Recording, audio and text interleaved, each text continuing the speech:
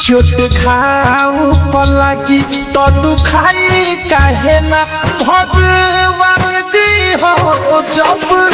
दिल तू बनवला तो दवाई काहे ना जब दिल तू बनवला तो दवाई काहे ना चोट घाव पलगी तो दुखाई काहे ना भगवान जी हो जब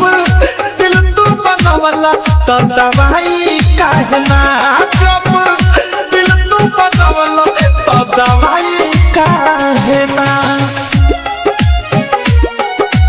हर तन्हा रात में एक नाम याद आता है,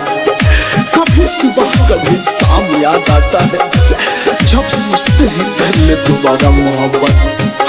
फिर पहली मोहब्बत का अंजाम याद आता है। प्यार में धोखा जब मिले लगी से बहाना दवाई दर्द मिटाई लोग कहीं से हो प्यार में धोखा जब मिले लगी से बहाना दवाई दर्द मिटाई लोग कहीं से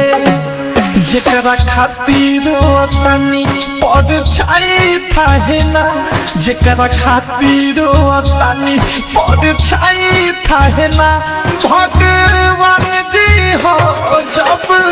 दिल तू बनवला तो दवाई काहे ना जब दिल तू बनवला तो दवाई काहे ना। कभी सोचा भी नहीं था जिंदगी में ऐसा भी फंसाना होगा, रोना भी जरूरी होगा और आंसू भी छुपाना